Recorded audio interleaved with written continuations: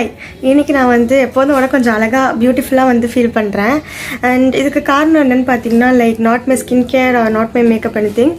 இன்றைக்கி காலிலேருந்து நான் திங்ஸ்லாம் கொஞ்சம் கான்ஷியஸாக பண்ணிகிட்ருக்கேன். நேற்று நைட்டு நான் முடிவு பண்ணிட்டேன், லைக் எப்போதும் போல் இருக்கக்கூடாது, கொஞ்சம் இதாக இருக்கணும் அப்படின்னு சொல்லிட்டு, கொஞ்சம் விம்சிக்கலாக அந்த மாதிரி ஃபீலாக இருக்கணும்னு சொல்லிட்டு, ஃபீல் குட்டாக இருக்கணும்னு சொல்லிட்டு நான் இன்றைக்கி காலிலேருந்தே வந்து எல்லாத்தையும் கொஞ்சம் கான்ஷியஸாக பண்ணேன்.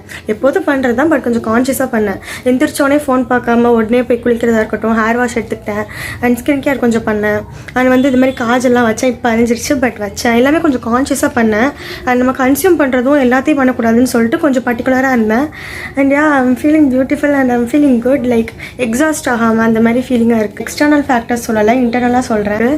ஸோ யா, நான் வந்து இது எதுக்கு சொல்ல வந்தேன் அப்படின்னா, நீங்களும் வந்து ரொம்ப எக்ஸாஸ்டடாக ஃபீல் பண்ணுறீங்க, like nothings going like I plant அப்படின்ற மாதிரி ஃபீல் பண்ணுறீங்க அப்படின்னா, ஓரளவுக்கு ஒரு டிசிஷன் எடுங்க. அதை எடுத்துகிட்டு அதை பண்ணுங்கள். அப்போ உங்களுக்கே உங்கள் மேலே கொஞ்சம் பிலீஃப் மாதிரி வரும். வந்ததுக்கப்புறம் எப்படி சொல்கிறேன், சின்ன சின்ன திங்ஸ் லைக் ஸ்டார்டிங் காலையிலேருந்து எல்லாத்தையுமே ஒரு கான்ஷியஸ்னஸோடு பண்ணுங்கள். பண்ணிங்கன்னா for sure you will feel good.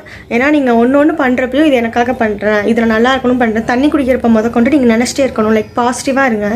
So yeah, I hope this will help you. Bye.